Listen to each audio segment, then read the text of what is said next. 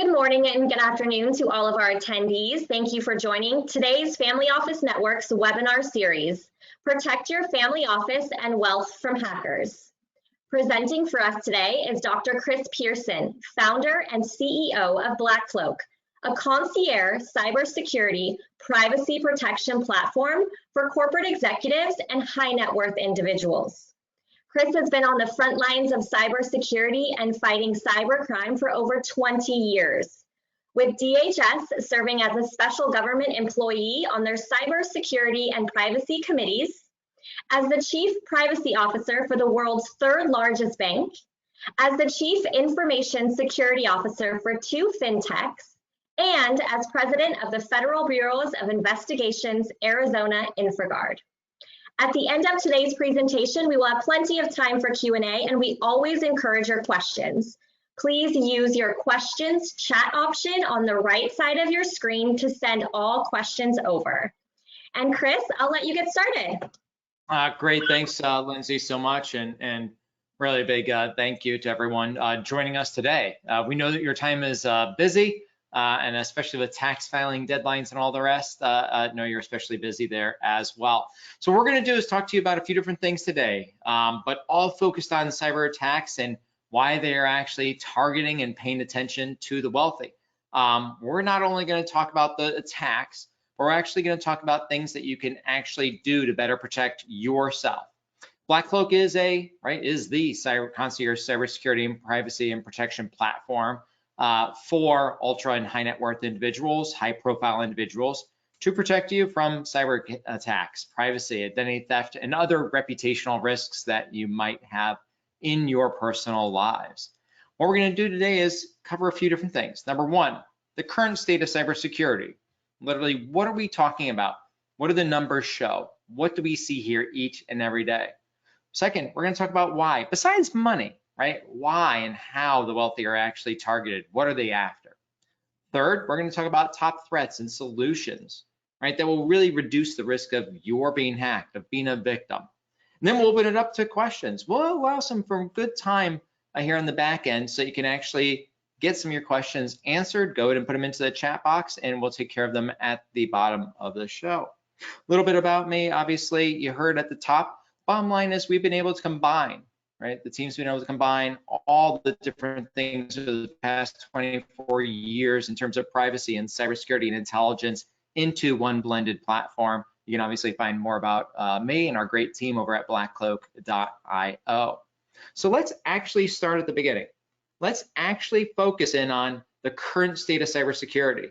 No matter what you're doing, right? Even going to fill up the gas pumps these days, especially these days after the Colonial Pipeline hack and ransomware, right? Cybersecurity is on the front news of every single paper, at the top of every news broadcast, both in terms of companies and in terms of victims, in terms of them being persons, regular individuals like you, like me. So let's go ahead and talk about some of those numbers. Let's talk about what we actually see there. By the end of this year, we're expected to hit $6 trillion, right? Cybercrime, $6 trillion this year. We have over 15 billion data records that have been stolen since 2013. In terms of all the breaches, Home Depot, Target, British Airways, Neiman Marcus, Yahoo. 26 billion in terms of business email compromise losses since 2013. It's actually way more than that. Probably had a 0 onto the end of it.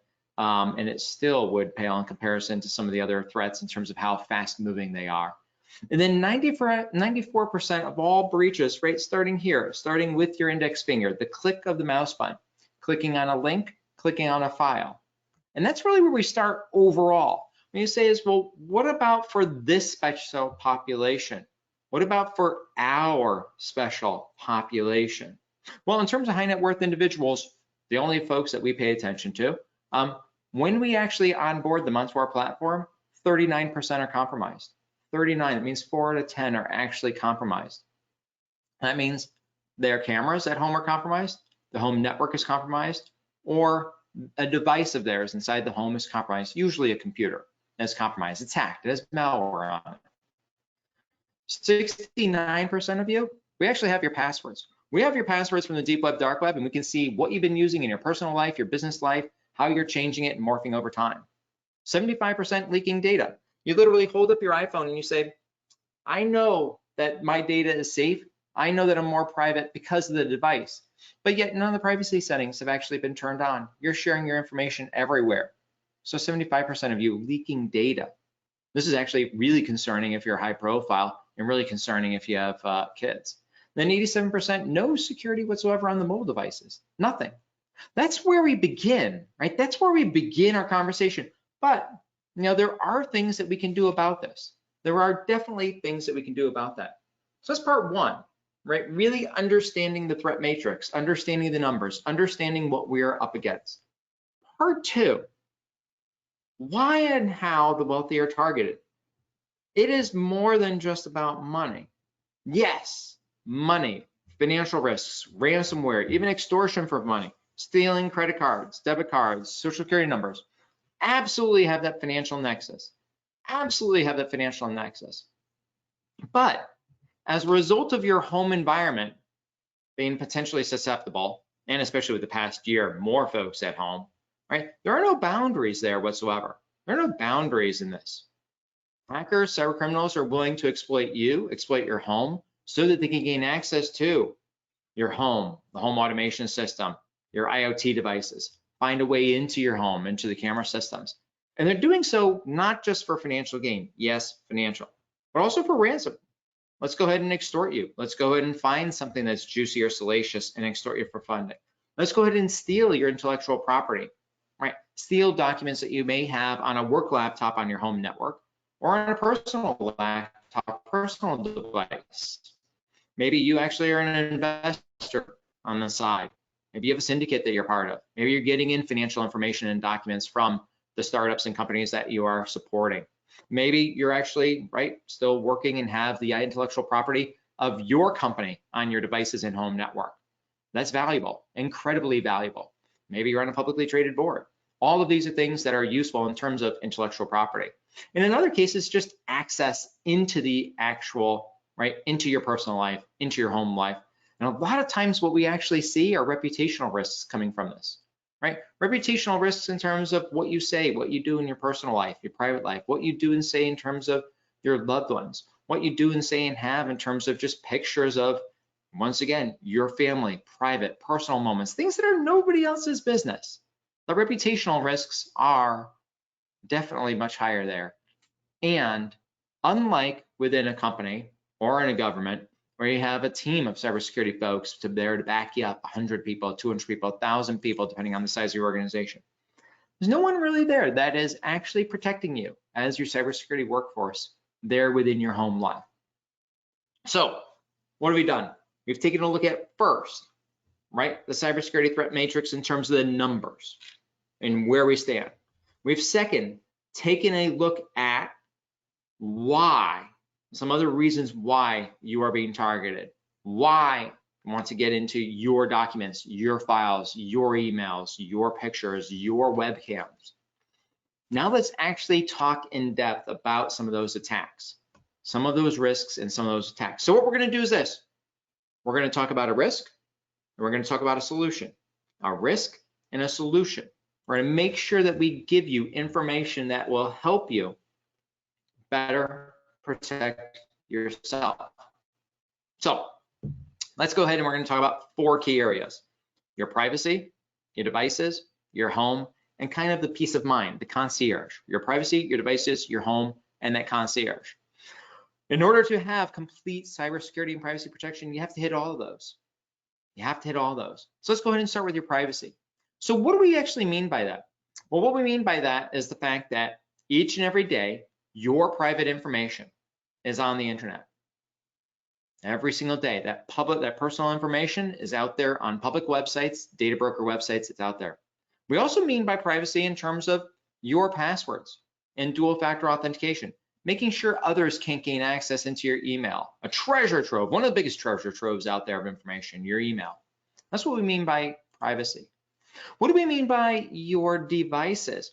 Well, devices, we mean actually protecting your devices and your accounts from malware, preventing business email compromise, preventing funds from being channeled to the wrong party, preventing malware and other forms of ransomware on your devices. As it relates to your home, What we mean quite simply is making sure that your home is that private enclave unto you, your husband, wife, spouse, significant other, the kids, the family members. Nobody can peer in through the cameras. Nobody can listen in through the IoT devices. Nobody can get into your files through your firewall or other devices that are there. And finally, your peace of mind. Things change, things grow, things morph every single day. Today you may be fine. Tomorrow you actually get that email that you don't know if it's real or not. Maybe you click on it. Then what? What happened? Or I got the phone call.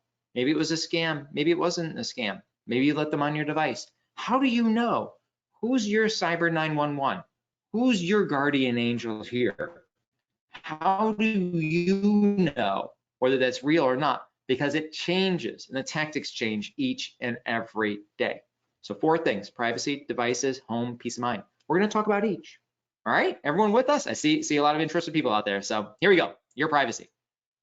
We believe fundamentally that you can protect yourself and your privacy. So one of the things I want everyone to do is to consider, right? Stay tuned on me, focus on the presentation, but write this down. Go to a data broker website like 411.com. Put in your first name, last name, put in the city and state of yours, and zip and all the rest. Try to find yourself. There are about 100 different data broker websites that are out there, 100 or so that are out there. It's actually legal what they're doing. They're taking public information and making it readily accessible. They're taking your cell phone number, your name, your address, your phone number, your kids' information, your husband or wife's information, your mom and dad's information, and combining them all together into a data record. And they are pushing it out there so that others can buy it. Well, who buys it? Who uses it? Well, cyber criminals use it. Sometimes other people use it, but mostly cyber criminals are using it. And they're taking this data and enhancing it with data from the dark web to go ahead and actually target you, actually target pieces of information about you. So what are we saying here in terms of privacy? First, the thing that you need to do is to understand the risks of data broker websites. Sites like, not them exclusively, there are 100 different websites out there. Sites like a 411.com. Your private information is there from publicly information and from other reports. It includes literally almost a recipe as to how to hack you, how to scam you, because it takes that information and puts it into one readily identifiable, purchasable record. And it's from there that you can launch attacks. What do we want you to do? What should you do? Well, first thing is you remove your information from the data broker websites. Can you do this all yourself? Yep, you certainly can. It'll take about 2, maybe 3 weekends to do so, right? Because you're actually gonna have to go to each and every website and go ahead and request the information be removed. And like whack-a-mole, it'll come back in 3 months and 6 months and 9 months. Why? Because it's how they make money. So you have to go ahead and remove your information there. You have to monitor for changes. And one of the things that you can actually do that helps is go ahead and make sure that there's no other viable way in to your personal information, like kind of like the creditworthiness information, your credit file. And the way you do this is not by purchasing plans. The way you do this is for free, right? The biggest secret out there, for free. You go ahead and implement a credit freeze on your credit record. There are 3 credit reporting agencies: Experian, Equifax, TransUnion. Only 3, not LifeLock. There's 3: Equifax, Experian, TransUnion. With each one of the 3, you can implement what's called a credit freeze. It actually locks down your record. Nobody can access it. No credit record can be accessed. No credit worthiness can be verified. If you don't need credit, you're not buying new homes with credit, with mortgages, you're not buying new cars with it, you're paying for cash, you don't need access to this. Freeze it. It's simple to lift it. You can lift it for a day, for an hour, for a week. So if you are buying a new home and you want to do a mortgage or something on it, you can do that. But go ahead and do those things. Remove the information, monitor for changes, implement credit freeze. So second, what are some of the risks of that? Like when we talk about privacy and you say, well, Chris, what are the risks of actually having that information out there? Well, the biggest risk is that you are now more susceptible to scams, much more susceptible to scams. They have access to your phone number, they know your name, they can then look up something about you on Facebook or LinkedIn or wherever and craft a scam for you, or just read from the usual hit sheet and get through also.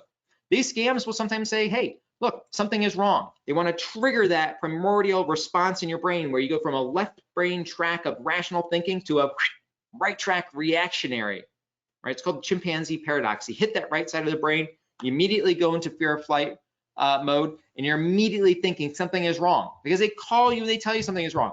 This is Apple, your iPhone is hacked. This is Microsoft, your computer is hacked. And what do? You immediately flip over, you kind of freeze on the logic side, and you immediately go into that fight or flight mode. And it says something is wrong. And you listen and you do what they say. Let's go ahead and listen to two of these different ones. One is a phone call that's just a regular, normal old scam phone call. Actually, we get tons of these a week from all of our clients. Let's go ahead and listen to this one. We'll kick off the first one here. In order to obtain the discount, kindly call us back on the number you see on your caller ID. Thank you and have a great day. So what we see here is pretty simple. Just a request for a call back. Now, of course, once they get you calling back, they know who's on the other end of the phone. They have your information, and they will try any way whatsoever to get onto your computer. Now, this is going to be a tech support scam where they want to say, hey, we found something wrong. There's something going on. We need you to log in. We need you to go to this website, download this piece of software, and run it. And then they're able to gain control of your computer. Here's the second one. This one's a great one. I love this one because it gets people really, really, really riled up. Suspicious activities in your iCloud account, that your iCloud account has been breached. Before using any Apple device, please contact the Apple Support Advisor. Press 1 to connect with Apple Support Advisor. Press 2 to listen to this message again. Or if you wish to contact us later, please call us on our toll-free number, 208-262-0000. Thank you. Yeah, nothing as good is going to come up calling that number, is it? Well, look, the fact of the matter is that both of these are scams, but they actually net people each and every day. Right now, tech support scams, right, where they call from IT support or from Microsoft, from Apple, and they say, hey, you have something wrong with your computer. We're here to help you. You have a virus. These are running rampant, absolutely running rampant. They got your information, usually from a data broker website, are able to enhance it, and they're off and running and targeting you. The only thing that's going to save you is that knowledge ahead of time. But all of it is related to personal information that is out there and available. Let's go to another part of privacy. So we hear about the dark web, right? The deep web, the dark web. What is this? The fact of the matter is that there's only about 20% of the internet that is visible. About 80%, it's like an iceberg, right? 80% is the underground of the internet, the deep web, the dark web, areas where there's really nothing good happening, not much happening good there at all. The fact of the matter is that when data breaches occur, right, at Home Depot or at Target or at Under Armour or Nike or wherever, right, when these data breaches happen, your username, i.e. your email address, and your password are affected. They are potentially exposed and out there. We write down passwords, we use passwords all the time, and you use the same passwords, face it, to log into different accounts. Well, all of these things are out there. They're able to be seen on the dark web. Bad guys buy them, they see them for free, and they actually commit what's called credential stuffing. Maybe the same password you use at Yahoo for your email, same password you use at Gmail, right? Most people have, right? If they're, surferdude1 at gmail.com, they might be surferdude1 at yahoo.com as well. And you're able to go ahead and jump from account to account. All of these things create vulnerabilities into you and your family. Everything is on email, everything is in these different sites. So what do you do? Well, the fact of the matter is that you can't prevent a breach at many of these different websites. You could, A, right, in terms of protecting yourself, discover what's out there on the deep web, dark web about you. So you know, so you stop using those passwords. 2, you go ahead and use dual factor authentication. Dual factor authentication means that when you log in, it's username and password. That's one item, something you know, and something you have. It could be a cell phone because you get a text message, or a key fob, or a digital key fob that runs on your phone, like an authenticator.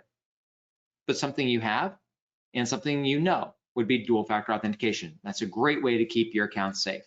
And finally, you could use an encrypted password safe like LastPass or 1Password.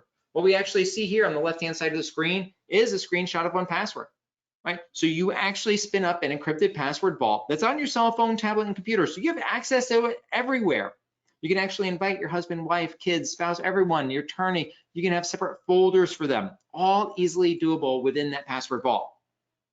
You actually could say, I got 100 passwords. I'm not putting them all in the password vault. I'm not spending a day to do that. Okay, hey, fine. Hey, to each his own.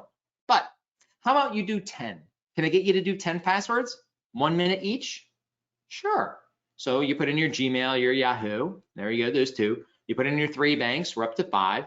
You put in Twitter, LinkedIn, Instagram, you're up to 8. And you put in CVS and Walgreens, you're up to 10. Congratulations, you just literally reduced your threat and risk surface by 90% because you got the key stuff in there. Bank, healthcare, social media, email. You're now done. You don't want to do the 100? Don't do the 100. Do the 10. Let's meet halfway. You'll get a bigger bump from that than doing anything else. Dual factor authentication. So you know it a lot from just a text message. That is dual factor.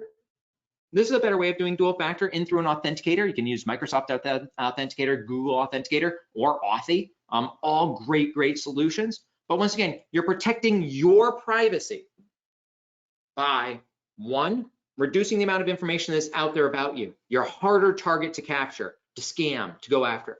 2, making sure you know what passwords are out there and protecting all your accounts with usernames and passwords that are strong and long and password safe, and using dual factor authentication. All right, everyone good? I hope so, right? That's privacy. Second, your devices. So right, 4 things: privacy, devices, home, peace of mind. And I hope everyone's awake, has enough caffeine. Devices. You can protect them, all of them, everything. The fact of the matter is that every single device you have is a potential vector into you and your digital life. They make things really easy. Pictures on your iPhone, or the pictures on your iPad, or the pictures on your iMac or on your MacBook Pro. It's all there. What happens? Well, look, if you have an unprotected device, malware can infect the device. It usually will go ahead and try to log your keystrokes. What does that mean? Well, let's keep it simple. www.jpm.com, and now username chris@gmail.com, and my password, once again, surferdude1. Maybe exclamation point will be my password. It's my email address and my password, right? Now the keylogger captured all that, knows what bank I was at, what username I had, and what password I had. Now, right, the bad guys have something. Monitors websites, monitors banking information. It siphons off, right? Potential to siphon off that public or that personal data that you have. Now, in many cases, like what we just saw with the Colonial Pipeline, sometimes ransomware will go ahead and siphon off the data first, and then ransomware, it encrypts everything. So it denies you access into the data, into the documents, into the files, into the computers.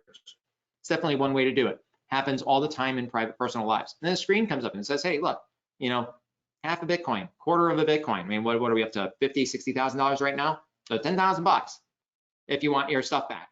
If you have it all backed up, you just, right, nuke the device, reload it, wipe it, bring it back up, and import your data, and you're good. You don't care. You don't care. You have now your device and your data. But cyber criminals change things. They change things. They actually have a copy of your information. So you now have access to your information. Your device is up and running. Maybe just get a new computer and you re-download the stuff from like the iCloud. Who knows? But the bad guys actually have it too, and they release it out on the internet. Once it's released, it's released. You can't get it back. It isn't like a, hey, they stole my BMW and the police got it back, or they stole my BMW and they drove it off the pier and it's got fish swimming around it, but I got a new one from my insurance company. When the digital data is stolen, when electronic data is stolen, you can actually still have it, and the whole world can have it and see it. It's very, very different, and that's where all the attacks are going. And they're actually going there in terms of kind of scareware, right? Definitely scareware. This is what we see all the time, all the time. Left one on the left, Apple, platform security. Well, they don't have platform security, but it looks official. It's got a nice little icon up there, which is the Safari logo, says that you've been infected, and it gives you an alert, says Mac OS alert, says Trojan spyware alert, and God forbid, do you guys see that error code? It's the OX898778 error code. Holy cow, unbelievable. Right now, do you want to run it, or do you want to go back to safety? Now, no matter what you pick, guess what? You're going to get infected because you're clicking, you're picking things, right? This is not Apple, this is not Mac, but it looks like it, and it looks like something, and you freak out, right? Scareware. Same thing on your phone. right? This one is even better, right? Once again, left brain, right brain immediately triggers you. It says you are infected. And by the way, your memory is already having 17% of damage. 17% of damage, oh my God. If you take long to think about this, if you contact a friend, you might be up to 28% damage, 53% damage. Oh my God, immediate attention, immediate action, click it. These are just fake, they're fake web pages that actually pop up. They pop up and you take action and now the bad guys have you. So what do you do? What do you do? Well, you have to go ahead and protect all of your devices. We'll talk about that in a second. I want to talk about email accounts separately, especially for this audience. For this audience especially. If you've all heard about business email compromise, that name, business email compromise account takeover, it is the fastest growing cybercrime in the US, targeting the US and everywhere else. Essentially what happens is they get into your email. Who? The bad guys. They get into your email and they sit there. They sit and wait for 3 months, 90 days, and they write forwarding rules in your email. So if an email comes in and it says ACH or wire or payment or check within 5 words of pay or 401k or purchase or syndicate or K1 or invest, whatever, go ahead and don't deliver the email and instead deliver it to me, bob@badguys.com. And so now I see the email and then I reply. And I will get inside that stream of email and I will say, hey, Larry, Susie, it's Bob here from the bank. We know you're supposed to pay this account. Really things changed. We got to shuffle things. We got to go from the Wells Fargo account to the PNC account. Here's the new account number. If you could send things there, that's great. Once again, this is regarding the property transfer at 1 Main Street. Right, it comes from them, looks like it's from them, all the rest, they're in the stream. It might be a fake email, but it looks similar. You don't notice, and all of a sudden you pay the wrong person. Also, once they're in the email, they know your travel schedule, right? It's 9 times out of 10, they actually call once you're boarding your private jet. They call once you're boarding any other airline because they know that it'll be out of touch. They know others know that you're traveling, so they're able to put a lot of noise in the background. Hey, it's really noisy here, all the rest. Yep, this is Susie. I need you to go ahead and transfer the funds from this account to this account. Can't talk right now. I'll talk to you when I land in Utah. I'm going skiing, right? They'll know your travel schedule. They'll download your contacts. They know your writing style. Do you say thank you, thanks, cheers? Do you say hey, mate? Do you say bye, mate? Do you say good? What do you say? They know. They're in your email. Email is absolutely a gold mine for hackers. Here's an example, real life example of when this is a crude one, but it's a real one. Actually came from one of our clients, actually someone who wasn't a client and then became a client really quickly. All the emails are being forwarded to Yandex. It's a Russian email server, like a Yahoo type of thing. Right, everything going and getting sent out there. So what do you do? What do you do? How do we solve this? Right? How do we solve this, folks? Well, look. The fact of the matter is that you need to be able to identify, right? You need to identify phishing emails and other things that are coming in because you are a target, everyone is a target. They might steal your credentials. If you go to a fake website, it looks like a real Microsoft website, but it isn't. They might spoof website logins. These are really pervasive, absolutely pervasive. You have to know them, you have to recognize them. This is not Netflix. If you look really, really carefully, you'll see the little accent above the end, the little dot. Right, there's nothing good that's going to come from updating your payment account. You're literally going to the bad guy site. Once again, text messages, doesn't matter how it comes in. You say, how do they know my personal email? How do they know my, once again, data broker information, data breach information? They know who you are, and they don't have to know whether you're on Netflix or not. What, 75% of people have Netflix. What percent have Disney Plus? So you send it to all of them, Hulu, Netflix, Disney Plus. You can get someone to click on every single one of those, right? At least one of them. Here's one that's actually a smishing message. Smishing is SMS, text-based phishing. Hey, click here, right? Enter in this code, right? And then from there, they go ahead and grab the stuff. Same thing in terms of just the regular emails. We always put in the PayPal one because, quite honestly, PayPal has been hit since whenever they first started. What was it, 2002, 2003? They're always hit. Hey, new login. Something bad is happening. Log in here. The new one that's actually going around, which is quite cool, is hey, you have an antivirus bill that's due. It's $600. and you're like, oh my God, I don't want it to expire. I got to pay this. You know, I mean, yeah, look, you know, nothing good coming from that. What do you do? What do you do? How do you go ahead and protect yourself? Well, it's relatively easy. You have to make sure every single device you have has anti-malware protection. Antivirus, anti-malware protection, they're one and the same. Everything, cell phone, tablet, computer. You have to patch and update your devices. If you right now have an iPhone and it's not on the latest version, your iPhone is able to be hacked 100% remotely. If you're not on the latest version, you say, Chris, I can't keep up with it. Absolutely, absolutely, absolutely can't keep up with it. What is the latest version? Well, if you're on version 14, it's 14.5.1. Well, how do I know? How is someone going to keep track? Yeah, it's really tough, right? Really tough. You have to keep track of those things. You have to be on the latest versions. You have to be making sure that you're patching your Windows device, your Mac, your phone, your tablet, all of those. And then the software. Microsoft Office has to be patched. Exchange has to be patched. And the key, especially for this population, especially for all of you out there, you know, sit down, because I'm going to tell you something that just, you know, we're still amazed to this day. People just repeat. You know, it's like Macs can't get malware. Nope. Macs get a ton of malware. There is no such thing as an impervious computer. None. There are computers that are harder to hack, but there's no such thing as an impervious computer. The record for malware at BlackCloak in terms of clients is a Mac 241 pieces of malware, instances of malware running. Macs get malware. You get malware all the time. It's a computer. There is no such thing. I don't know, some guy in Kansas City at the Apple store one time said that Macs don't get malware, and all of a sudden the whole internet says they don't get malware. Well, not anymore, but they used to, right? Somehow it went all over. They do. Make sure you're hardening yourself, not just in terms of anti-malware, but also the scams that are kind of malware based. So when somebody calls and says they're from Microsoft, when someone calls and they says they're from Amazon, when someone calls and says they're from Apple, I want you to think to yourself, BlackCloak, Chris Pearson, it is fake. And I want you to just hang up. Just hang up. They don't call. Not that they don't care about you. They don't call. They're not watching your computer. They're not monitoring your computer. There's no such thing.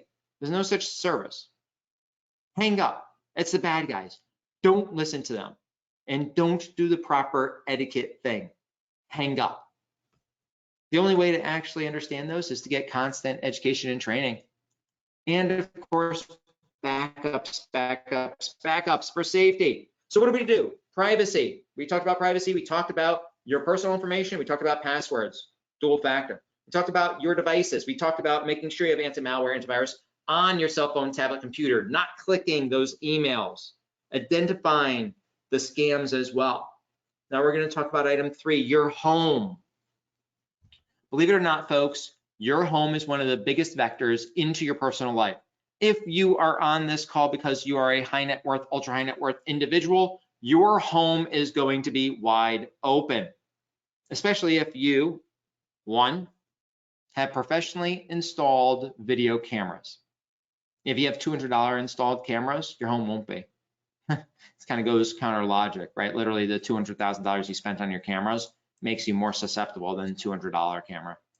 If you have cameras, professionally installed cameras, you're going to be more susceptible. 2, if you have home automation, let me define that. Crestron, Savant, Control4, Lutron systems, nothing against any one of these brands. That doesn't have to do with them. It's how they were installed. They were installed insecurely. They were installed with default passwords. They were installed with no password. The guy did one of these when he left. I give you a little thumbs up.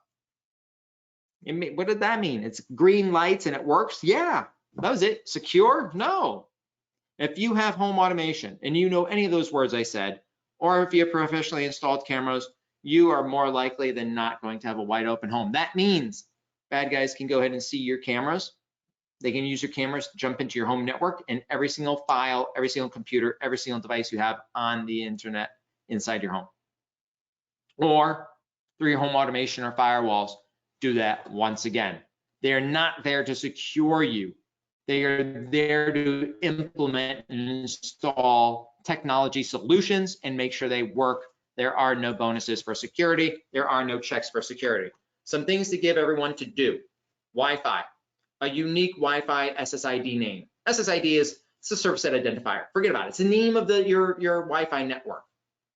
If you are Bill Gates, you probably shouldn't name your network Bill Gates Wi-Fi, right? And whoever you are out there, you should not name it after you. Pick a color, pick an animal. Pink salamander, purple frog, whatever. Make it random. Use a strong password on the network. Hopefully you know which ones have been breached and you don't use the same one. Implement a guest network. You're not being rude.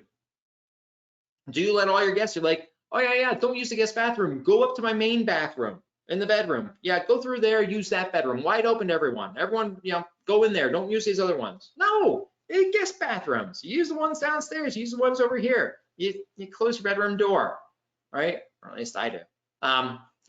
Same thing in terms of a guest network. They can use the sink. They can use the toilet. It's a different one, right? It's a different one. Same thing in the guest network. Update your internal devices, the IoT devices, your Amazon Alexa, your Chrome. None of these things are inherently unsafe. Just have to have them updated, patched, and secured. Update your home automation system, Crestron, Savant, Control4, Lutron system. Say, I don't know. Have your IT guys do it, or better yet, double check on them. Have somebody try to hack your home to verify that you can't get in, that it actually is secure. Obviously, the highest level is doing that. It's called penetration test. It is actually having third parties hack your home at time one, and then every single week to see if there are differentials. Can you get in now? Can you get in now? Can you get in now? Scan continuously that network, not the devices. We had the devices, they're being scanned. Scan the network for malware. Make sure there's nothing on any of the systems.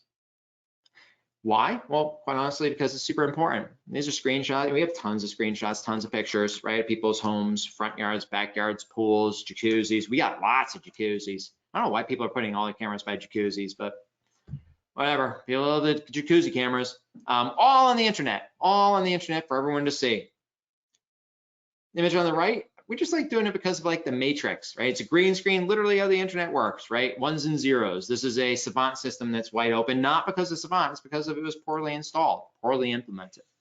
So once again, the home actually creates that attack surface back into you, into your family, into your loved ones, into your personal private life. So privacy, devices, home, peace of mind. How do you know you're good? How do you know your family's good? How are you protecting them? Right, you can't forget about the physical stuff, right? Actually, for all of our clients tonight, we have special private webinars we do every single month, 25 minutes, super short, same amount of time as a comedy show. Sometimes it is a comedy show. Well, this one tonight is actually on physical security and travel security. Why? Because, well, people are roaring to go, getting ready to get out there and get out and jet set again. So, I mean, you don't want to forget about that stuff. You want to make sure you have the cameras, protectors, shredders, and all the rest of these. You want to make sure you have a guest Wi-Fi network. We already covered that one, right? Same thing as the toilet. Just remember toilets. Stay up to date on the latest scams. Make sure you know or have somebody that can tell you if an email is a phishing email or if it's a safe email. Right? Critically important. Obviously, there's higher level of protection in terms of holistic cybersecurity platforms and firms, right? Just like the largest banks, they have people that are monitoring you 24/7, making sure everything is good. You don't have to do heavy lifting, and they're able to keep you updated and informed. We, in terms of BlackCloak, we're the first holistic cybersecurity and privacy protection platform that's out there, protecting ultra high net worth and high net worth individuals, kind of, right, you'd guess it, along 4 medium: privacy, devices, home, peace of mind. We actually have created a platform that does everything of what you should be doing. Self-intuitive, easy to read, continuous monitoring and supervision, green, amber, red, lots of great stuff. I hope that you will take some time to actually check out our website, blackcloak.io, to learn more about us, to follow the links in today's presentation and learn more about us, our solution, our platform of holistic cybersecurity and privacy protection. But with that said, we've got some good time for some good questions. I want you to ask your questions. We will not read off your names. Just ask your question, or you could, quote unquote, you could say you got a friend who has an issue and you want to ask a question on their behalf. Feel free, do that too. We don't care. What we want is for you to walk out of here today with some answers to those pressing questions. So go ahead and ask, and Lindsay, we'll see what we have in here already for questions. Chris, thank you so much. Oh my gosh, I think it's safe to say that this is great information for all of us, and I'm already updating my iPhone over here to the current software, to tell you the truth. And before we jump into it, I actually have a question about these scammers that call, right? Do you find that it would maybe be more beneficial for someone to not even answer the number? Because it seems like once you answer, they're like, they kind of go dead silent, and it's almost like they're trying to do something, in my opinion. Yeah, so most of the, that's a good question. Most of the scam calls are all robodials. So right, they're dialing machines. So there's always that vacant space until it finds the next person to route the call to. The bottom line is, if you don't recognize the number, don't answer, let it go to voicemail. There are solutions that you can implement on your cell phone, on your home phone to go ahead and weed those out. But bottom line, you don't recognize it, don't pick up. And actually iPhone and some other phones, right, make it super simple of only showing you the phone calls that come in from numbers that you know, right? And once you get a phone call and a voicemail from someone that wasn't in your contact, you just add them. You click the button, it takes 2 seconds, and they're in. Now you've prevented that problem in the future. Awesome, such great information. So jumping into some additional questions, let's talk about having, this home installation and cameras. How do we know for sure that they are secure, and what happens if they're not? Yeah, it's a really good question. The fact of the matter is that the only way you're going to know if they are secure is if you have a third-party external firm go ahead and test for them. Literally try to hack in to your home to try to see if they can get in. If they can get in, the bad guys can get in. That's the only way of knowing if they're secure or not. What you will get from anyone who installed them is, well, of course they're secure. Well, we can tell you with extreme confidence that 20% of the time, they are not secure. So the only way is, it's like do I have high cholesterol? I don't know. You look good. I can't tell you if you got high cholesterol or not. What I can tell you is you need to go do a blood test, and then you need to go with your doctor. And once you do that, then we can go ahead and come to a conclusion if you got high cholesterol or not, and go ahead and solve it. Maybe maybe it's more exercise, maybe it's a different diet, maybe you need a little bit of Crestor or Lipitor, I guess, right? You need one of the little pills. Who knows? And the same thing in terms of cameras. Great. And Chris, can you talk to us a little bit about price, right? So how are these concierge services priced? Yeah, so BlackCloak prices our services pretty easy. For 2 adults, it's $4,000, $6,000, and $8,000 annual membership, $4,000, $6,000, $8,000 in terms of annual membership. But the cool thing about us is that there is no extra add-on. It is concierge, period. So you need to call once a week, you need to call once a month, you need to whatever. It doesn't matter. We are there for you. You can come up and down as many times, like the Four Seasons Hotel. You can come up and down as many times and ask us about what a great steak restaurant is. We take care of you all the time. So there's no upcharges for that. It's just baked into our platform. And we can do it because we own the entire platform. We built the entire platform and technology around it. Great. The next question that came in was, do you power entire families? I believe you just kind of answered that question with your pricing. Yeah, we do, absolutely. So we cover in entire families in terms of kids that are there at home that are 25 and under. We cover kids that are external and are above age 25. Right, they're separate adults, so separate plans. But we also have and do carry in some cases 20 different family units. Right, so Gen 1, Gen 2, and Gen 3 for some of our clients in through their quote unquote their personal family office. Happens all the time. And Chris, what would you say the worst hacking story you have seen in your, history from a customer would be? Can you give us a little detail on that? Yeah, I'd probably say 2 of them stick out. One is, successful executive, a great individual, great family person who had cameras installed in the inside of their house. They had them installed in the inside of their house, really, quite honestly, for peace of mind. Super important to them for that peace of mind. Unfortunately, they weren't implemented correctly. They were wide open and accessible to the internet for 8 years, inside the home, inside the private rooms, inside the bedrooms, all the rest. Another example would be literally a daughter of a well-known CEO who was targeted. The CEO was targeted, the network was targeted, they got in, and they dropped monitoring software on all the individual Macs, but most especially a 16-year-old daughter, and you know, there's all sorts of nonsense that happened from there. But that's one that hits more close to home. Definitely hits more close to home. Definitely. Okay, so say my email account doesn't offer 2FA. What do you recommend I do? Okay, yeah, that's a good question. So 2FA, just to let people know, a sophisticated question there. 2FA means dual factor authentication. If you are on sometimes like the cable company email type of thing, it does not offer dual factor authentication. Very, very simply, move your email. Stop using that email. Go to Gmail, go to Yahoo, go to AOL, go anywhere else.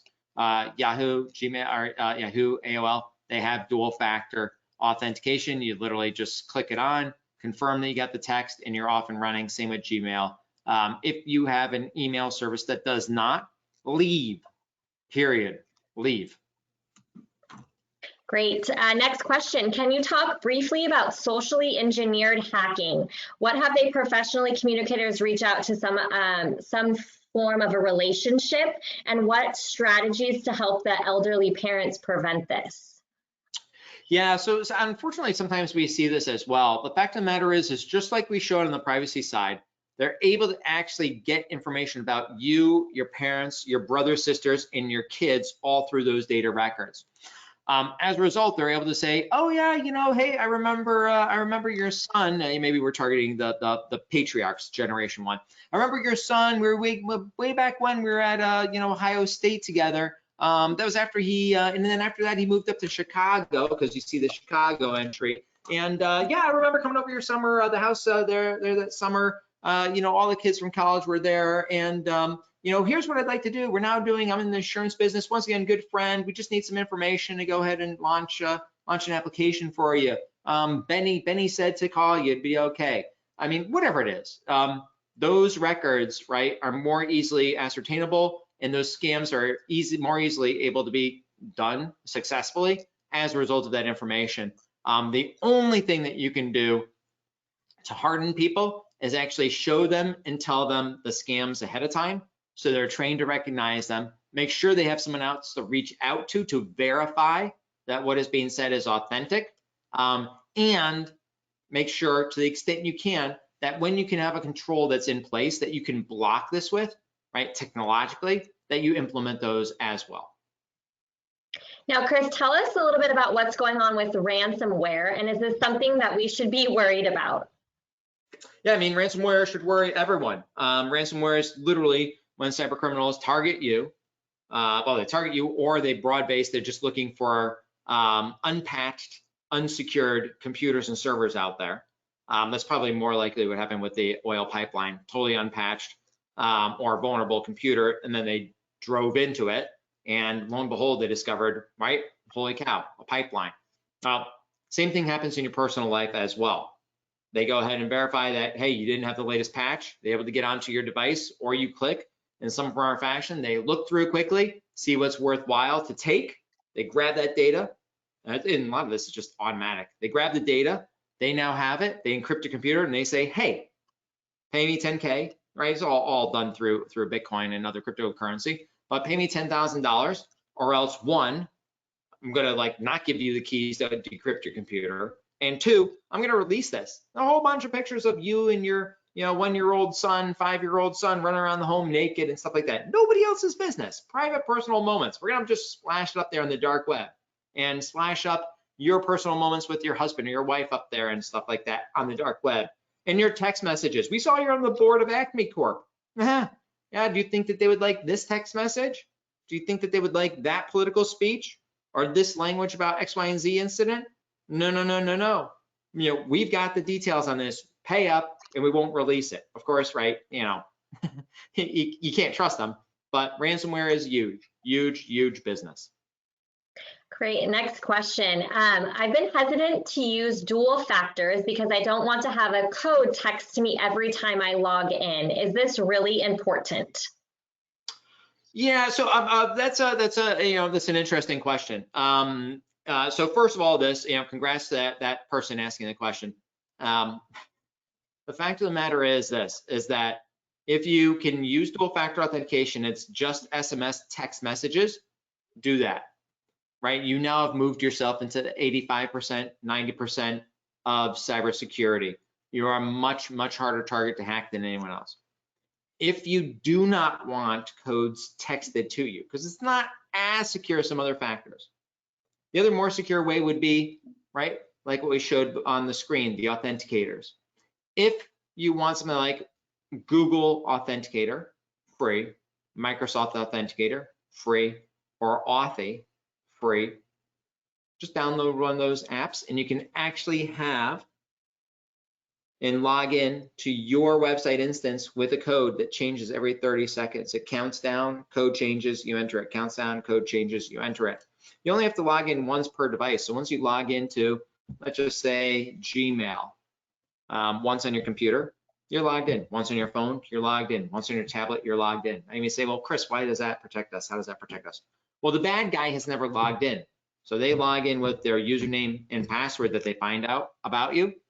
And then they're presented with this, they can't log in. They're like, nope, next, moving to the next car, right, to break in. This one has got the windows up, nothing on the seats, and the alarm light blinking. I'm moving to the next vehicle, moving to the next vehicle. It's like the old adage, right? It's like, if you're out running a bear, you just have to be faster than the other slower guy that's there, right? You don't have to be the fastest, you just have to have one person behind you.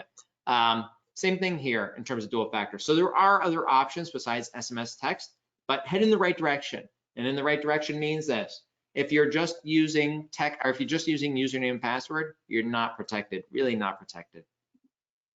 Now, Chris, tell us what patch and update means.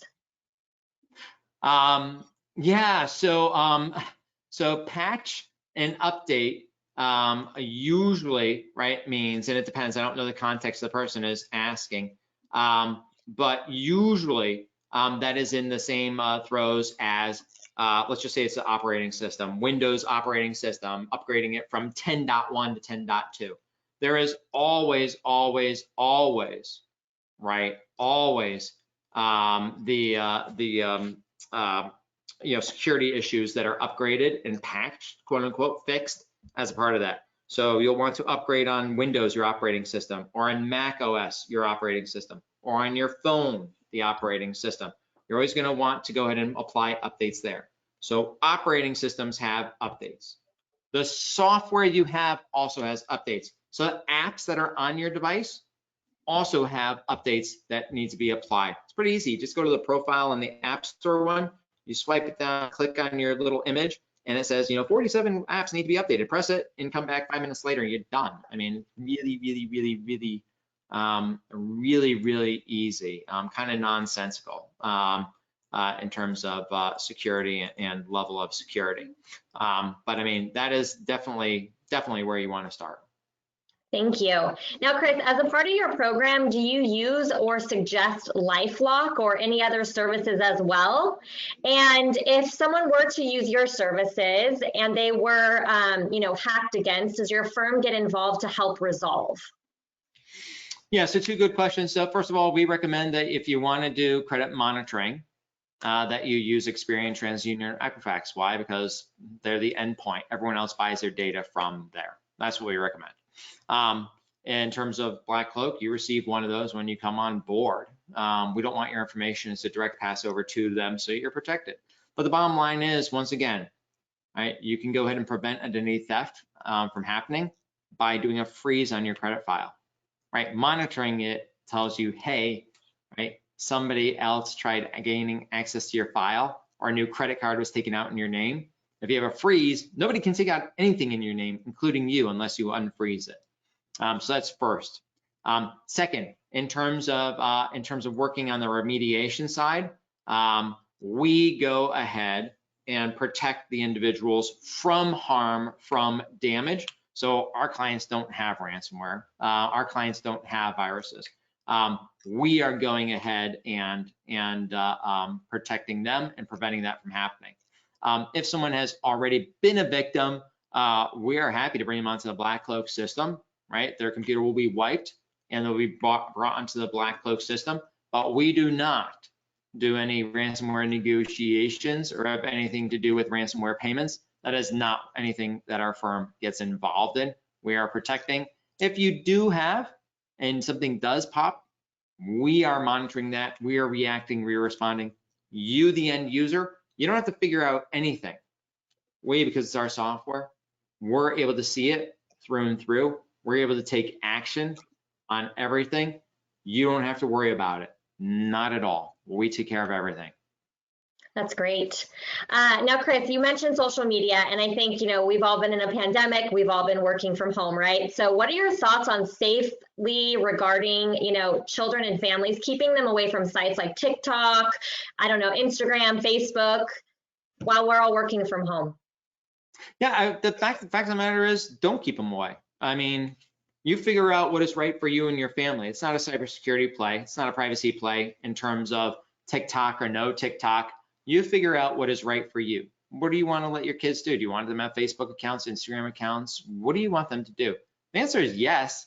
Then that's the place where we can help, right? We can help in terms of helping them better understand privacy choices and privacy settings, helping them understand what types of communications they want to make public, which ones they want to make and have remain private. And we can go ahead and help you implement dual factor authentication on those accounts to protect them. That's where BlackCloak plays. We don't play on a, hey, should I do this or shouldn't I do this? We'll help you explain risks of different things.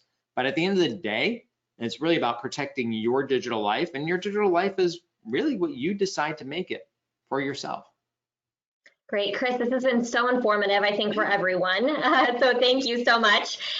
We only have a few minutes left. I do want to be mindful of everyone's time. Is there anything else that you would like to add before we say our goodbye today? I would say, thank you for all the questions. Really, really super appreciate it. The fact of the matter is this, is that cybercrime is the fastest growing crime in the US and globally. Everyone is going to be impacted from it at some point in time. The fact of the matter is making sure you get ahead of it, making sure that your personal finances, reputation, your name, your documents, your IP, your family does not become a victim as part of it. And search out and seek those that are able to have full-blown platform solutions to protect your privacy, your devices, your home, and quite honestly, your peace of mind. We hope that we have helped today provide some guidance to everyone, and we hope to maybe see or hear from a few of you in the future. Dr. Pearson, again, thank you so very much. To all of our attendees, my name is Lindsay. There have been some questions about if this is recorded. We do have a recording of this webinar, so we can get that out to you, yes. And I will be following up with everyone individually if there is any other questions or if you would like to personally connect with BlackCloak. Thank you so much, and we hope you have a great day. Bye, Chris.